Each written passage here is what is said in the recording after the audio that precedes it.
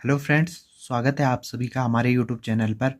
और आज की इस वीडियो में हम बात करेंगे गणित पाठ्य योजना के बारे में। और आज का टॉपिक है साधारण ब्याज।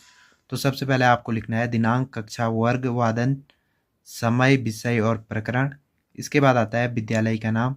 अगला बिंदु है सामान्य उद्देश्य। पहला है छात्र छात्राओं की मानसिक तथा तार्किक शक्तियों का विकास करना। दूसरा है छात्र छात्राओं को गणित के नियमों तथा सिद्धांतों से परिचित कराना। तीसरा है छात्र छात्राओं में सृजनात्मकता का विकास करना। अगला बिंदु है विशिष्ट उद्देश्य। पहला है छात्र छात्राएं साधारण ब्याज के बारे में ज्ञान प्राप्त करेंगे। दूसरा है छात्र छात्राएं साधारण ब्याज से संबंधित समस्याओं को हल कर सकेंगे। तीसरा है छात्र छात्राएं प्राप्त ज्ञान का प्रयोग दैनिक जीवन में कर सकेंगे। अगला बिंदु है सहायक सामग्री, चौक, डस्टर, चार्ट आदि। इसके बाद आता है पूर्व ज्ञान। छात्र छात्राएं ब्याज के विषय में सामान्य जानकारी रखते हैं। इसके बाद अगला बिंदु आता है प्रस्तावना प्रश्न। इसके लिए पेज को आपको दो भागों में बांटना है। एक तरफ लिखना है छात्र अध्यापक क्रिया, दूसरी तरफ छात्र प्रतिक्रिया। पहला प्रश्न है बैंक धन को जमा करने पर हमें क्या देता है।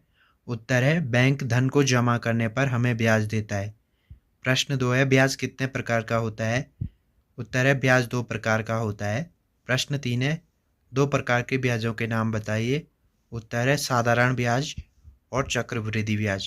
प्रश्न चार है साधारण ब्याज से आप क्या समझते हो। यह हमारा समस्यात्मक प्रश्न है। इसके बाद अगला बिंदु आता है उद्देश्य कथन। आज हम गणित विषय के अंतर्गत साधारण ब्याज का अध्ययन करेंगे।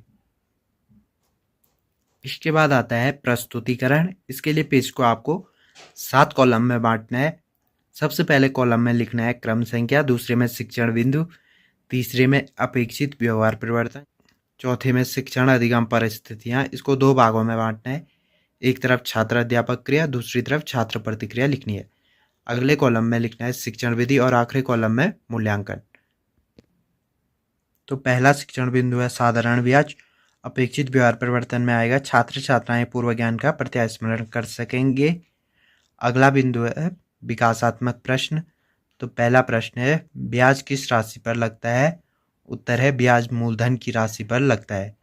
प्रश्न दो है साधारण ब्याज कैसे ज्ञात करते हैं।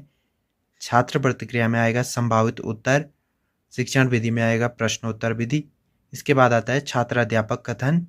जब ब्याज की रकम प्रत्येक वर्ष बराबर हो तो उसे साधारण ब्याज कहा जाता है। साधारण ब्याज बराबर मूलधन गुणा दर गुणा समय बटे 100।